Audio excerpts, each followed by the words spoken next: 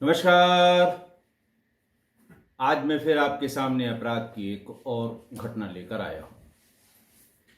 आज के अपराध की घटना काफी पुरानी है। 3-4 साल पुरानी ये घटना है, लेकिन जरूरी है आपको इस घटना को समझना। प्रदेश मध्य प्रदेश, जिला इंदौर, तारीख थी 27 मई 2021। भोपाल में कोलार इलाके में, वो शहर इंदौर नहीं भोपाल है, भोपाल के कोलार इलाके में सवेरे सवेरे थाने पर यह सूचना मिली कि अमरनाथ कॉलोनी और कलियासोत नदी के बीच में मैदान में एक शव को कुत्ते और जंगली सुअर बुरी तरह नोच रहे हैं। कोलार थाने की पुलिस मौके पर पहुंची। लाश का चेहरा और शरीर का ज्यादातर हिस्सा जानवर खा चुके थे। पहचान पाना मुश्किल था। चेहरे का हिस्सा तो बिल्कुल 70% से ज्यादा जानवरों ने नोच रखा था। बाकी शरीर का हिस्सा भी पहचानने लायक बहरहाल उसमें कुछ नहीं था, सिवा पहने हुए कपड़ों के। पुलिस ने सीसीटीवी कैमरे खंगालने शुरू किए। वहां तक पहुंचने के, आने जाने के रास्तों में, अगल बगल के इलाकों में 3-4 दिन की कड़ी मशक्कत के बाद शव पर जो शर्ट थी वो एक सीसीटीवी फुटेज में चलते हुए आदमी से मैच हो गई। पुलिस ने उनका पता किया तो पता लगा कि ये मोहन मीना है, जिसकी उम्र 25 वर्ष है। इसका भाई 5 साल पहले लापता हो गया और ये अपनी भाभी के साथ रहता है। पुलिस ने फौरन उसकी भाभी को पूछताछ के लिए बुलाया। जैसा आप जानते हैं, ऐसे तो कोई बताता नहीं। बहरहाल पुलिस ने उससे सच उगलवा लिया और उसे गिरफ्तार कर लिया। लेकिन बातचीत में पुलिस ने जब उससे पूछताछ शुरू की और ये जानने की कोशिश की कि उसके पति कहाँ हैं, ताकि जो कुछ वो बता रही है उसको कोरिलेट किया जा सके, वो उसका कोई बहुत साफ सुथरा जवाब नहीं दे पाई। उसने ये कहा कि वो 5 साल से लापता हैं, उनका नाम रंजीत था। इस पूरे मामले की विवेचना करने का काम एक वहाँ के अच्छे टीआई हैं, जिनका नाम है विवेचना में चंद्रकांत पाटिल, उनको दी गई। मौके पर पहुंचे। मौके से उन्हें किसी तरह का कोई सबूत मिला नहीं। मोहन मीना को आखिरी बार घर के आसपास ही देखा गया था। उसकी भाभी उर्मिला, उससे उसका झगड़ा हुआ था। घर को अच्छी तरह से लीप पोत के बराबर कर दिया गया था। किसी तरह के ब्लड स्टेन्स उसके घर में नहीं मिले थे। बहरहाल अच्छी तरह से पूछताछ में वो टूट गई और उसने बता दिया कि उसकी हत्या उसने कर दी थी। लेकिन टीआर पाटिल को, टीआई चंद्रकांत पाटिल को इस बात में ज्यादा इंटरेस्ट आ रहा था, या समझने के लिए इस बात का पता लगाना जरूरी था कि उसके पति रंजीत का आखिर क्या हुआ और वो कहां चला गया। वो रंजीत की पत्नी यानी उर्मिला और उसके दोनों बच्चों को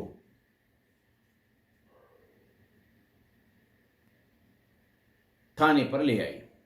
थाने पर उनसे पहले बहुत ही, जैसे कहते हैं ना कि अच्छे माहौल में, बड़े भावनात्मक और सृजनात्मक माहौल में उनसे पूछताछ शुरू की। लंबी पूछताछ के बाद चंद्रकांत पाटिल ने यह नोटिस किया कि उसके 2 बच्चे और मां अपने पिता के बारे में जो बयान दे रहे हैं वो शब्दशः हूबहू एक है। एक एक शब्द वही जो उसकी मां कह रही है, उसका बेटा कह रहा है, उसकी बेटी कह रही है। आमतौर पर ऐसा नहीं होता। चंद्रकांत पाटिल ने सोचा कि 5 साल से इसका पति लापता है और उससे सैकड़ों बार ये सवाल पूछा गया होगा। लोगों ने पूछा होगा, पड़ोसियों ने पूछा होगा, पुलिस ने पूछा होगा और उसके पति के घर वालों ने पूछा होगा। सैकड़ों साल एक ही सवाल के जवाब देने में जवाब अलग अलग हो जाते हैं, टूट फूट जाते हैं। ट्यूटर्ड जवाब तो तुरंत, जैसे आज हमसे पूछताछ होनी है और शाम को ट्यूटर किया गया कि आप यही यही बोलेंगे, तो फिर शब्दशः वही बात होती है। मनोविज्ञान के विद्यार्थी रहे चंद्रकांत पाटिल ने इस बिहेवियर को अनयूजुअल बिहेवियर देखा कि ये ऐसा नहीं हो सकता कि जो चीज़ें, जो शब्द आगे हैं वो तीनों में आगे ही हैं, उनको पीछे भी जोड़ा जा सकता था, जो पीछे हैं वो पीछे ही हैं। उसके कुछ परम्यूटेशन कॉम्बिनेशन भी बताए कि अगर शब्दों को आगे पीछे भी किया गया होता तो उसका जवाब या उसका अर्थ एक ही होता।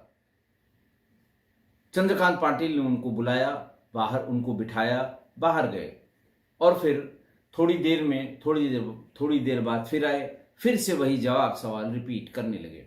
इसी बीच में चंद्रकांत पाटिल का फोन की घंटी उनके बजने लगी। मेज पर मोबाइल फोन पड़ा था और फोन की घंटी बजने लगी। उधर से जो भी आवाज आई, नमस्कार के बाद उन्होंने कहा कि अच्छा मिल गया, खुदाई में मिला, कुछ भी नहीं है, खाली हड्डियां बची हैं। अच्छा ठीक है, और खुदाई करो, देखो उसके शरीर पे और कुछ मिल जाए, आसपास कुछ मिले, तब तक मैं फोर्स लेकर आता हूं। जिस समय वो ये बात फोन पर कर रहे थे, सामने बैठे उर्मिला और उसके दोनों बच्चों के चेहरों के भाव को पढ़ रहे थे। उर्मिला के चेहरे पे हवाइयां उड़ने लगी, पसीना पसीना हो गई वो।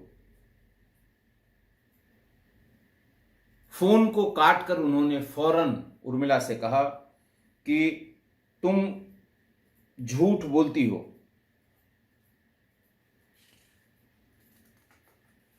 तुम्हारे पति का कंकाल जमीन में दबा हुआ खुदाई में मिल गया है। खुदाई में मिल गया है, जमीन की बात ही नहीं की, खुदाई में मिल गया है। अभी जाकर उसकी जांच पड़ताल मैं करता हूं। इतना सुनते ही उर्मिला टूट गई और वो कहने लगी कि साहब मैं सब सच सच बताती हूं, बस इन बच्चों का ख्याल रखिएगा, इनको बचा लीजिएगा। चंद्रकांत पाटिल फिर बैठ गए और फिर उसने अपना किस्सा बताना शुरू किया। उसने बताया कि उसके पति रंजीत विकलांग थे, वो उसको पसंद नहीं करती थी और देवर मोहन के साथ उसके अवैध संबंध बन गए थे। एक बार उसके पति ने देवर और उसको आपत्तिजनक अवस्था में देख लिया था, तो देवर के साथ मिलकर उसने पति को रास्ते से हटाने का प्लान बना लिया। 5 साल पहले देवर और उसने पति की तार से गला घोंटकर हत्या कर दी। शव को साड़ी में बांधकर घर के निर्माणाधीन सेप्टिक टैंक में भीतर दफना दिया। जहां पर दफनाया उस कॉर्नर में एक दीवार खड़ी कर ली, सेप्टिक टैंक को थोड़ा छोटा कर लिया और जहां पर उसे दफनाया था, जहां वो दीवार खड़ी करके सेप्टिक टैंक से अलग कर दिया था, उसके ऊपर एक कमरा बनाकर रहने लगी। चंद्रकांत पाटिल भी ये सुन के परेशान भी हुए और आश्चर्यचकित भी हुए कि 5 साल से ये अपने पति को दफना के उसी के ऊपर कमरा बना के उसी में रह रही है और लोग ये समझ रहे हैं, गांव ये समझ रहा है। लोगों ने तो बताया कि साहब 5 साल हो गया, लोग भूल भी गए कि इसके पति का नाम क्या था। बहरहाल पुलिस ने मजिस्ट्रेट को इन्फॉर्म किया और बॉडी के एक्सह्यूम करने की जितनी प्रोसेसेस होती हैं वो प्रोसेस पूरी की। मज़दूरों के साथ मौके पर पहुंचे, बने हुए उस कमरे को गिरा दिया गया और सेप्टिक टैंक के उस हिस्से की खुदाई शुरू की जिसमें उसने अपने पति की लाश को दफनाना बताया था। खुदाई करने पर पति की लाश जो कंकाल में तब्दील हो चुकी थी वो मिल गई। फिर उससे ये पूछताछ हुई कि चलो ठीक है, तुमने अपने पति को मार दिया, तुम्हारे संबंध अपने देवर से हो गए थे, तुम उसे पसंद नहीं करती थी, वो विकलांग था, इस तरह की बात है, लेकिन देवर की हत्या क्यों की, वो भी 5 साल बाद। तो उर्मिला ने यानी भाभी ने, देवर की भाभी ने, यानी मृतक जो मिला था वहां पर, मोहन मीना, उसकी भाभी ने ये बताया कि मेरा देवर मेरे पति की हत्या का राजदार था और वो अक्सर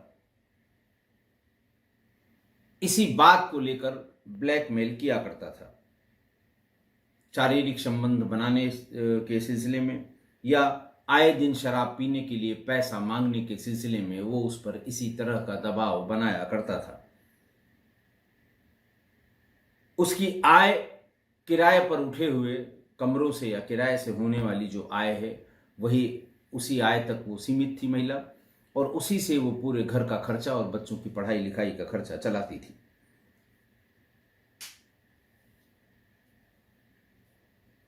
एक दिन शराब के लिए पैसों की झंझट में जब उसने कहा कि मैं थाने पर जा रहा हूं और पूरी बात बताऊंगा, अभी ये तुम्हारा कमरा तोड़वा के खुदवाऊंगा और भाई की लाश को बाहर निकलवाऊंगा, इतने में ही उसने उर्मिला ने अपने नाबालिग बेटे के साथ मिलकर डंडे से मार मार कर अपने देवर की हत्या कर दी, मोहन मीना की।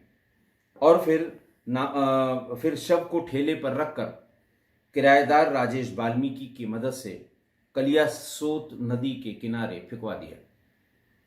फेंकते समय ये तो जरूर सोचा था कि उसे पानी में डाला है तो वो आगे बह जाएगा, लेकिन इस बीच में आवारा कुत्तों और सुअरों की नज़र उस पर पड़ गई। वो खींच के उसे मैदान तक ले आए और उसके एक एक हिस्से को नोच डाला। 5 साल बाद पति के गायब होने का रहस्य जब खुला तो मुकदमा लिखा गया। जो कंकाल मिला उसका डीएनए उसके बच्चों और पत्नी से मिलवाया गया, तो ये शव बच्चों के पिता का निकला, डीएनए मैच कर गया और वो डीएनए उसकी मां से भी मैच कर गया, यानी दोनों बच्चों का डीएनए, खुदाई में मिले हुए कंकाल का डीएनए और उर्मिला का डीएनए सब मैच कर गया। और ये पता लगा कि ये दोनों ही बच्चे जैविक पिता जो रंजीत थे उससे और उर्मिला से ही पैदा हुए थे।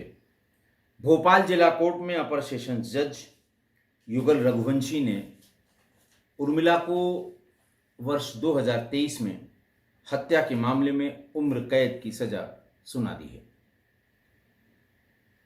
दोनों हत्याओं की सजा एक साथ हुई, उम्र कैद की सजा सुना दी गई। बच्चा चूंकि उसका नाबालिग था जिसकी सहायता से उसने अपने देवर को मारा था, उसको बाल सुधार गृह में रख दिया गया और तब से वो अब तक भोपाल सेंट्रल जेल में बंद है। आज की घटना, साइकोलॉजी में एमए टीआई चंद्रकांत पाटिल ने जिस सफाई से मोहन मीना की हत्या को सॉल्व किया वो काबिल तारीफ है। ऐसा उन्होंने पहले भी किया था। पहले उन्होंने भोपाल में ही एक दृष्टिबाधित बैंक महिला अधिकारी के घर में घुसकर उसके साथ बलात्कार और उसके पैसे और जेवर ले जाने की एक घटना का भी अनावरण किया था, जिसके लिए उसे रुस्तम जी अवार्ड मिला था। और इस 5 साल बाद की सॉल्व की गई मर्डर मिस्ट्री के लिए उसे गृह मंत्री दक्षता पदक भी मिल गया, क्योंकि ट्रायल हुआ, ट्रायल के बाद दोनों मामलों में वो कन्विक्ट कर दिया गया, उसका कन्विक्शन हुआ और इसीलिए अच्छी विवेचना के लिए उसका उसको ये पदक दिए गए। तो ये पहले भी वो कर चुका है, दक्षता अवार्ड और रुस्तम जी अवार्ड उसे मिल चुके हैं। देखिए, ये कहा जाता है कि पढ़ाई लिखाई कभी व्यर्थ नहीं जाती। शुरुआत में जब बच्चे पढ़ते लिखते हैं तब तो उसका इस्तेमाल उनकी नौकरी, उन्हें नौकरी पाने, व्यवसाय अपना इस्टेब्लिश करने या खेती बाड़ी में ही जो जो पढ़ाई लिखाई की गई है उसका इस्तेमाल करके या उसकी वजह से बच्चे उसमें आगे बढ़ते हैं। लेकिन बाद में भी उनकी पढ़ाई लिखाई का इस्तेमाल उनके सामान्य जीवन में भी होता है, जैसे चंद्रकांत पाटिल के साथ हुआ। पुलिस इन्वेस्टिगेशन में उन्होंने अपनी मनोविज्ञान की पढ़ाई का पूरा इस्तेमाल किया था। दूसरा, उनका स्पेशलाइजेशन ह्यूमन बिहेवियर में था, तभी वह अपराधी के व्यवहार और साइकोलॉजी को समझ पाता है। उसने जब 2020 में दृष्टिबाधित महिला बैंक अधिकारी के साथ हुई बलात्कार और लूट की घटना का अनावरण किया था, वो भी बहुत आश्चर्यचकित कर देने वाला है। कोविड का दौर था, अपराधियों ने उसके घर में उसके साथ रेप किया, गहने और कैश चुरा ले गए, ब्लाइंड मर्डर था, चैलेंज था। और दूसरा ये है कि आप आरोपी की पहचान कैसे करेंगे। आइडेंटिफिकेशन परेड में दृष्टिबाधित महिला कैसे उसे पहचानेगी कि यही वो व्यक्ति है जिसने उसके साथ ये अपराध किया है। खैर, उसका जब ये इन्वेस्टिगेशन चंद्रकांत पाटिल कर रहे थे तो जो महिला अधिकारी का मोबाइल वो चोर उठा ले गए थे और उसके सिम को निकालकर अपने सिम में लगाया था। तो उस बीच में जो सर्विस एसएमएस होते हैं वो उसमें आ गए थे। 1 सेकंड के लिए लगाया और फिर निकाल लिया कि सिम काम कर रहा है कि नहीं काम कर रहा है। उससे उसकी जो लोकेशन मिली, चंद्रकांत पाटिल ने उसे ट्रेस करके पकड़ लिया। उसने अपनी घटना कबूल कर ली। लेकिन अब आइडेंटिफिकेशन परेड इसकी कैसी कराई जाए। बहुत डिटेल में महिला अधिकारियों के साथ बिठाकर उन दृष्टिबाधित महिला बैंक अधिकारी से जब पूछताछ की गई तो उनसे ये पूछा गया कि आप से कन्वर्सेशन में कितने शब्द उसने कहे थे। उसने बताया कि मुझसे सिर्फ ये कहा था कि चुप रहो वरना जान से मार दूंगा। सिर्फ इतनी ही बात उससे हुई थी, उसके अलावा उसने कुछ नहीं कहा था। महिला चीखती चिल्लाती रही, लेकिन अपराधी ने उसके अलावा 2 शब्द और इस्तेमाल नहीं किए थे। इसके पहले जो अपराधी पकड़े गए या जो संदिग्ध पकड़े गए, उनकी पहचान के लिए जब उनसे कहा गया, उनसे बातचीत कराई गई कि देख सकती नहीं थी वो, तो उन्होंने साफ इनकार कर दिया था कि नहीं, ये आदमी नहीं है। लेकिन जब ये वास्तविक अपराधी पकड़ा गया तो इसे 5 अन्य व्यक्तियों के साथ खड़ा करा के सबसे अलग अलग बोलने के लिए ये कहा गया। लिखा हुआ उन्हें दिया गया था अलग अलग शब्द, ताकि ये 4-5 शब्द, चुप रहो वरना जान से मार दूंगा, ये एग्जैक्ट ये वर्ड तो पढ़ने में सब बना के बोलेंगे, फिर वो पहचानना मुश्किल हो जाएगा। एक पैराग्राफ जिनमें ये सारे शब्द आ जाते हैं, ये उनसे पढ़वाया गया और महिला अधिकारी को ये बता भी दिया गया कि उनसे पढ़ाया जाएगा। आप देखकर बताइए, कि आप सुनकर बताइए कि इनमें से वो कौन आदमी है जिसने आपसे ये शब्द कहे थे।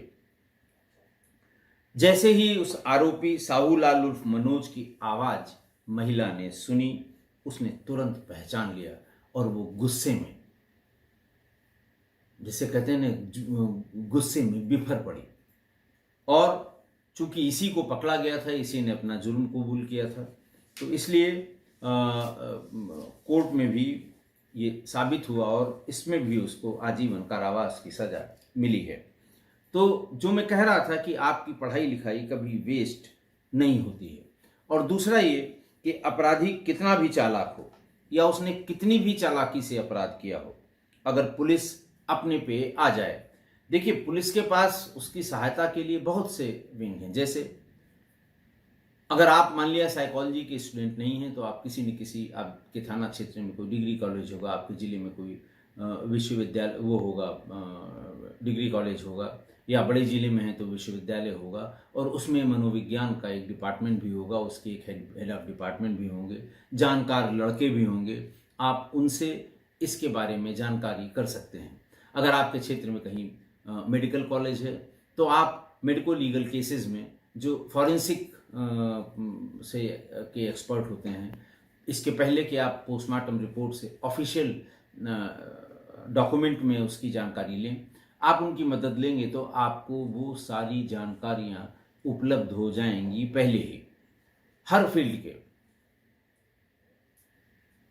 जैसे जो विस्फोट होते हैं उसकी जानकारी के लिए आप जो किसी भी पढ़ाई लिखाई के इंस्टीट्यूशन में एक्सप्लोजिव एक्सपर्ट्स आपको मिल जाएंगे, डिफेंस की स्टडीज़ जहाँ होती है वहाँ मिल जाएंगे। नहीं आपके ज़िले में है, बगल के ज़िले में है, किसी को भेज के उसके बारे में विशेषज्ञ की राय आप अपने इस्तेमाल के लिए, ज़रूरी नहीं है कि उनके द्वारा दी गई राय का आप विवेचना में शामिल करके उसका इस्तेमाल करें, लेकिन अपनी जानकारी के लिए, अपनी नॉलेज के लिए आप उसको उसका इस्तेमाल कर सकते हैं।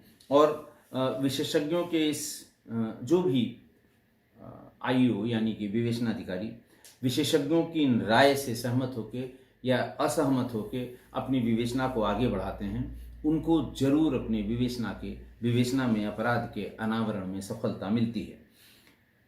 देखिए, पाटिल ने महिला और बच्चों से बातचीत करने में सिर्फ एक बात ये नोटिस की कि तीनों का बयान शब्दशः एक है, जबकि ह्यूमन बिहेवियर है, इसमें बदलाव होता है और बदलाव हो जाता है, शब्दों का हेर फेर हो जाता है, आगे पीछे हो जाता है, तीनों की एज अलग अलग है, तीनों का मेंटल स्टेटस अलग अलग है, लेकिन फिर भी वो रटी रटाए बयान को बोलना, ये उसके दिमाग में जो शंका है, पाटिल के दिमाग में उसने शंका उत्पन्न कर दी कि जरूर इन्हें पढ़ा लिखा के समझा बुझा के पुलिस थाने में बोलने के लिए कहा गया है।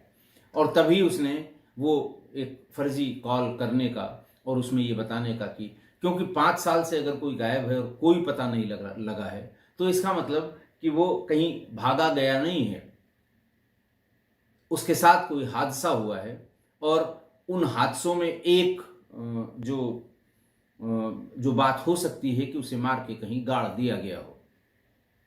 एक उसने कोशिश की सिर्फ कि चलो इसको करके देख लेते हैं, और उसी में वो टूट गई और उसका जो साइकोलॉजिकल ड्रामा उसने क्रिएट किया था उसे उसका फ़ायदा मिल गया और गड़ा हुआ शव यानी वो कंकाल रिकवर कर दिया गया। इसलिए अपराध के अनावरण या उसको समझने, अपराध का अनावरण तो पुलिस का विषय हो गया, लेकिन किसी अपराध को समझने के लिए